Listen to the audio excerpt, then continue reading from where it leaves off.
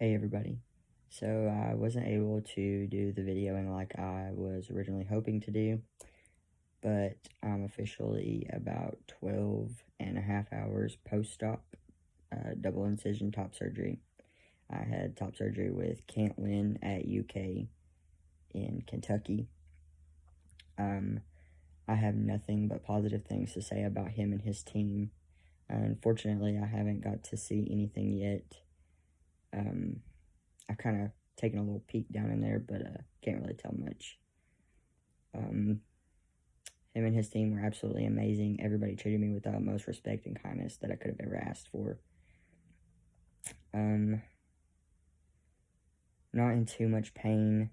It's more of an uncomfortable feeling as far as not being able to stretch or lie down as easy or as good. Let's see, I have an ACE bandage on until at least Tuesday. He said that my drains would probably come out in 5 days instead of the original 7 like most people. I do have drains as well. I can still take a shower. He said that after 48 hours, I can take a shower. Said that they put a protective layer over my nipples. I just can't stand directly in the water or submerge them. He said, but I could take a shower in 48 hours. And in less than a few hours, I can loosen this ACE bandage, which I am so thankful for because I cannot breathe. Surgery itself wasn't horrible. We got there at 7 for registration, and then I waited probably 15 minutes, and they took me straight back for pre-op. I went in, and originally they told us only one person could be in the room with me for that, but the nurse was so kind to allow both my mom and my girlfriend to be there. Pretty normal stuff, asking general questions, allergic to anything, any medications, and then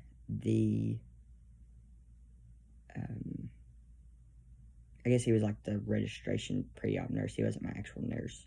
Then my actual nurse and the anesthesiologist come in and spoke to me and asked me general questions and all that. I did a urine sample. They left. I changed into a gown. And then Dr. Lynn and his residents come in, and he marked on me, and we talked about some stuff as far as placement and all of that. The case before me actually canceled their surgery, so I got to go sooner than 8:30, but it was only about 10 minutes earlier. Then the other anesthesiologists come in. There was 2 of them, and he talked to me for a bit, and he told me he would give me something for my nerves. The nurse come back in, and she did my IV. Then it was time to say goodbye to my mom and my girlfriend. I remember hugging them, and the man put the stuff in my IV, and it was just a short walk down the hall, and I do not even remember hitting the OR room. Was out cold, woke up in recovery. It was about 3 hours later that I woke up in recovery. The recovery nurse, she was super friendly. Anytime I've had a surgery, I always wake up freezing and just like shaking uncontrollably. I think she had every blanket in that place on me. She even wrapped a warm blanket around my head. As soon as I woke up, I don't really remember much. I remember saying that my stomach was hurting, and she told me it would be just a few minutes and that she would be able to give me some medicine. She flushed some anti-nausea medicine in my IV and gave me pain medicine as well. I didn't wake up in too much pain. I remember feeling really tight, but I think that was more from the ACE bandage than anything else. Then she was just asking me general questions, and then my mom and my girlfriend got to come back, and they instructed my mom on where to take the car to pick me up and where to get my medicine from. And then I don't really remember much after that. I remember her telling my girlfriend that she could help me get dressed and that she would step out of the room. Well, I had these no fall socks on, the no slip socks, whatever you call them. And as she was getting me dressed, she took the sock off, and apparently I had an IV in my foot, which I did not know anything about. They said during surgery I was having pre-ventricle contractions. It's just kind of where I think it's where your heart slows. I'm not really sure.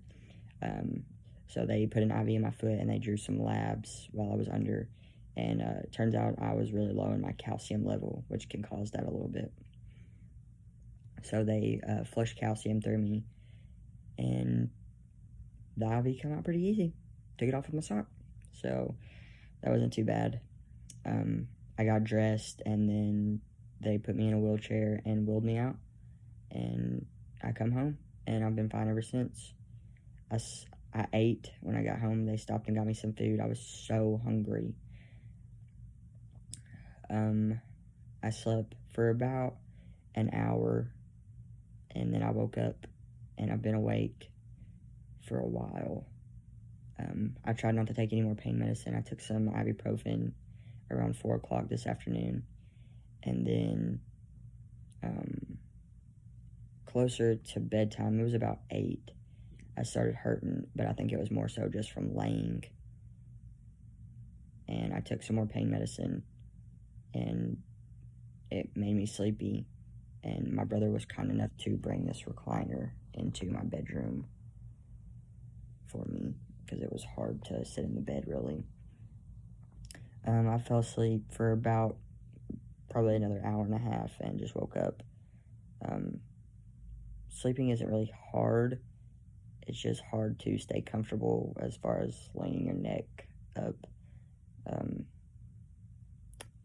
The only pain I can say that I've had was out of my drains.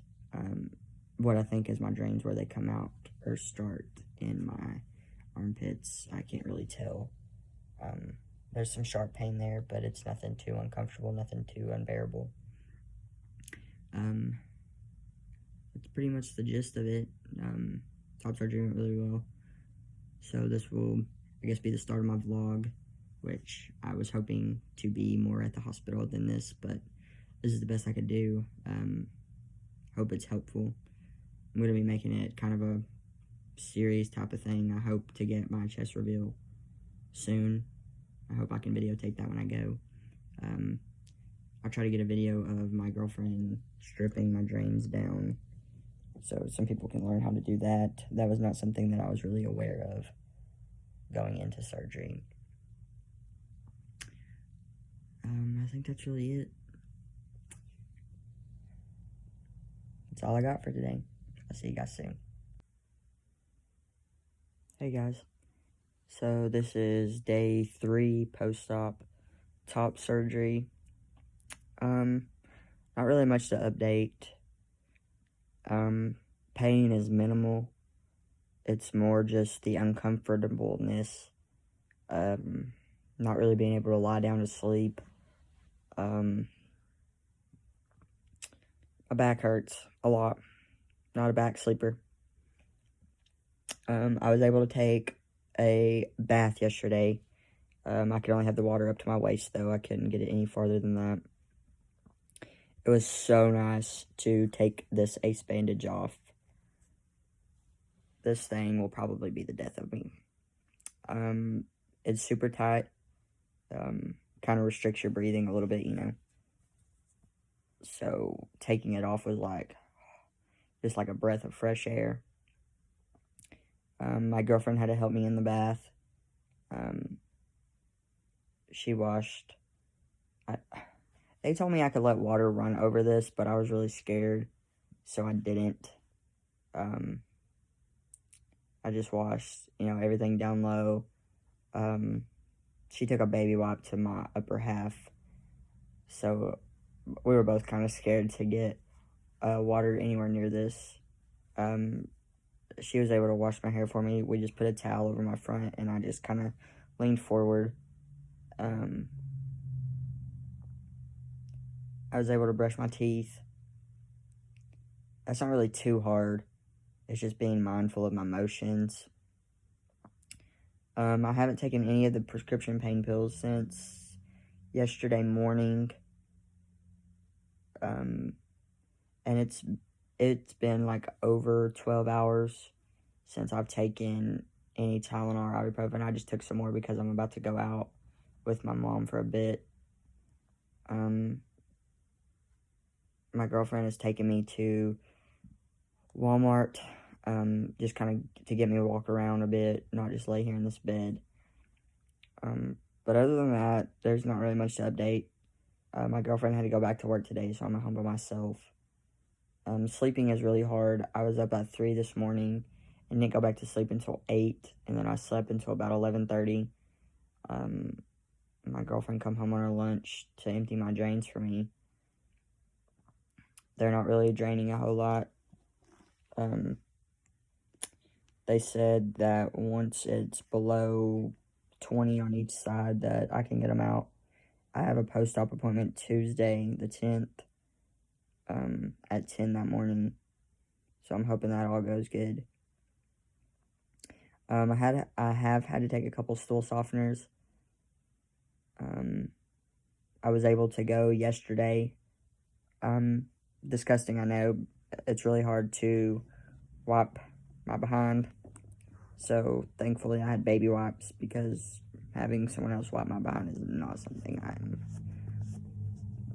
I'm trying not to let that happen, pretty much. But other than that, I'm doing good. Just trying to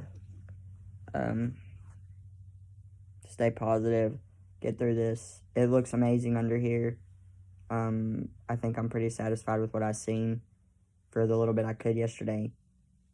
I still can't straighten my back up all the way, so that's getting pretty uncomfortable. But other than that, I'm doing good. Not really much to update. I'm hoping to be able to film whenever my drains and my dressings come off Tuesday. So, stay tuned. Hey guys.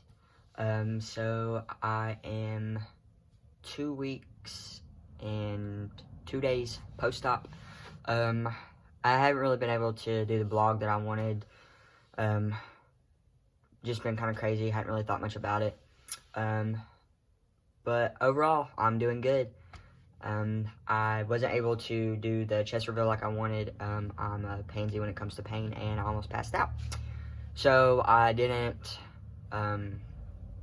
record that like I originally thought I was going to be able to.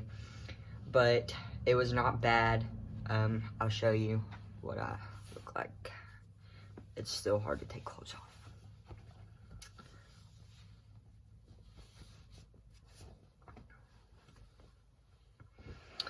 So this is my chest, 2 weeks and 2 days post-op, double incision with drains and nipple grafts. I'll show you what those look like. This is my right nipple. It's still kind of bruised and I don't have a lot of feeling here. And I still have the glue on parts of my incision. Other parts have come off. This side's doing a little bit better, this nipple. It's starting to get more color back. I can feel this, I can feel around it, but I can't really feel around the bottom. And I can't really feel sensation, but I can tell in my nipple that I'm touching it.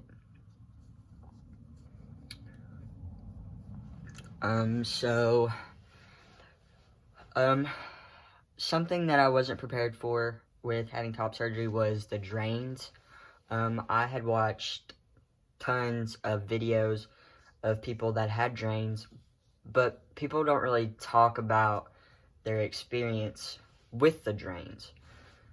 I'd seen some people that said that they were painful and uncomfortable.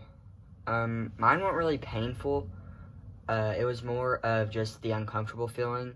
I was really scared of them. I was scared to pull them, and I was scared to be able to feel them in my chest, and I couldn't, but I was afraid that if I moved too much that I would. So, with that, I was just very cautious, and I just kind of kept myself hunched together to keep from feeling it. I wasn't in a tremendous amount of pain. It was nothing that I couldn't bear. I only took the pain pills the first two days, 3 at the most. The rest of the time I took Tylenol or ibuprofen. Another thing that a lot of videos that didn't prepare me for top surgery was the mentality of it. Physically, I knew what was going to happen to my body. I knew what it would semi-look like afterwards. And I knew about post-operative care, but I did not think about the mental part of recovery. It was a lot harder than I expected it to be. My girlfriend was only able to take off the day of my surgery and 3 days after to take care of me. So after that, I was essentially by myself all day. And it wasn't bad because I was so tired I didn't want to do anything. But at the same time, I was tired of sleeping on my back and I couldn't do anything for myself. So if I forgot to ask for something down low, then I couldn't get it. I remember this one day she went to work and I had forgot to ask her to leave me some snacks or something down to eat. And, you know, you can't raise over your head, so we had some snack cakes in the cabinet and I really wanted one. I remember taking a spatula and, like, knocking it down. And I made a huge mess. I spilled snack cakes everywhere, and then I couldn't reach them to clean them back up. So, you know, it was just little things like that. And then about, let's see, I got my drains out after 5 days, and I was allowed to shower after that. So I'd say it was probably a week or a week and a half. It really hit me. I was able to shower by myself, but it was very hard. Like, I still couldn't raise my arms to wash my hair, to rinse it. I was able to get my chest wet, but I wasn't able to, like, stand directly in the water. So it was really hard to, you know, wash my underarms and stuff like that. And the specific night after I got out of the shower, the Q-tips were up high, and I asked my girlfriend to get them down for me, and our cabinet door, like, swings out, and I was standing behind it, and she opened it too hard, and it come back, and it hit me in the head. Nothing major. I was fine. It literally did not even hurt. But something just clicked, and I just lost it. I started bawling my eyes out. I was just so tired of not being able to do stuff for myself and having to depend on somebody else to take care of me and to get me stuff and to help me. And that was something that no video or stories that I had seen from people prepared me for. And to me, it was a lot harder because I'm such an independent person and I don't need a lot of help to do normal daily things. So this was really hard for me.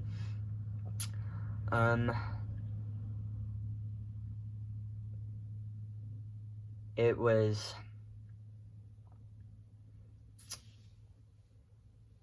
I think I was about a week and something post-op.